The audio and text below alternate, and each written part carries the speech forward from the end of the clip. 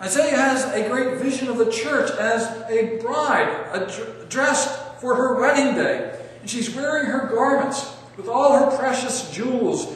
And she takes great delight in these things as she approaches into that great assembly. In the same way, Isaiah says, the church will rejoice in the great additions of these people who come from all different cultures and climates and all different backgrounds and socioeconomic positions in life. They all come together and they will all be valued like jewels because of what God has done in them. Do you then see how precious each of you are before the Lord? You are prized as precious jewels because you are His redeemed people who have been gathered out from this world and brought to Himself. There's the wonder of these sons, these daughters who have come from afar, from distant places, children born during bereavement, who say, this place is too small for us, verse 20. Give us more space to live in. I can sympathize with that notion. Most of you know that I'm fairly tall, almost 6'3". When I go downstairs in our basement, I've got the duck to go through some of the doors and walk through the hallway because the ceiling is a little bit close. And I often wonder, I would love to be in a place where I can just walk straight up and not fear hitting my head on a lowered ceiling. It's the same at my house. When I go into my basement, I got to be careful that I don't hit the light bulb as I walk around. I got to duck. It's tough being tall.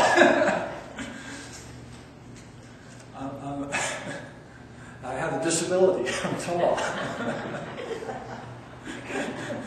I need compensation. Could the government please pass me some money because I'm disabled and tall? But in any case, there is that feeling from time to time that we need to expand. We need to stretch out. We need more room. And Isaiah has a sense of the kingdom of God, that there will always be a sense that there will be times and places where the kingdom needs to expand. It needs to move on. It needs to grow and advance. It needs to break through the old confines, the old shelves that held it back. And it's ever pressing forward, pressing on. It's like the old image that Jesus gave of the new wine going into the old wineskins. The image of the transformation of moving from the old covenant with its rites and rituals and all of its restrictions, becoming too tight for the new wine of the kingdom that Jesus brings. By His death and resurrection, He brings new life. He pours out His Spirit on the church. And that power is too great for the old system. It bursts those wineskins and expands. You need new wineskins for the kingdom of God. There's a great expansion ongoing in the church today by the wonderful outpouring of the Spirit and the transformation that comes to those who believe in Jesus. The church looks at this expansion not only over time and history, but in our personal lives. When we look at ourselves, when we look at our families, when we look at our church, or the various churches with which we're connected, and we see God's kingdom making advances here and there and elsewhere, we begin to wonder sometimes, how did all these things come to pass?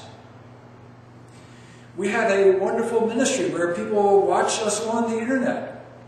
Thousands upon thousands of people are watching our little services. How did this come about? It's just by the work of God. How do these things occur? The Spirit of the Lord is at work in wonderful ways, accomplishing the purposes of the Lord.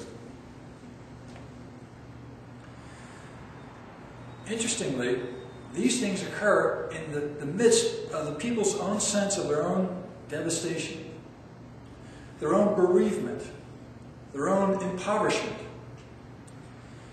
It's when they are at their weakest moment, when they feel abandoned. That's when God does special things through His people.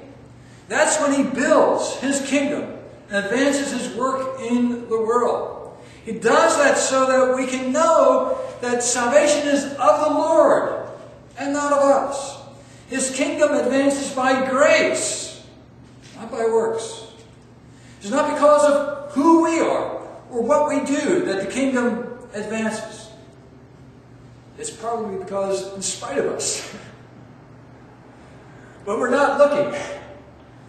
The Spirit of the Lord is at work, and people are being brought to faith. So the kingdom advances by grace, by God's sovereign power at work, producing change in places where we would not expect and where we would not be looking for it. All of a sudden, here's somebody who comes to know the Lord. How did that happen?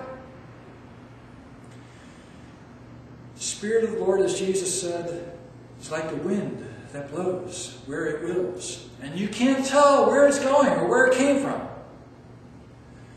The Spirit works sovereignly to produce His saving effects.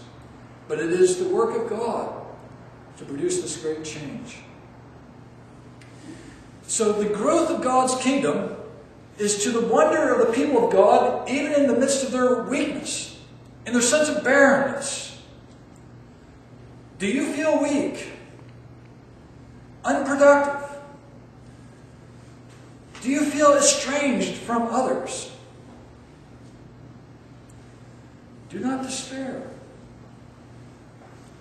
It's when you're weak that God is pleased to display His strength.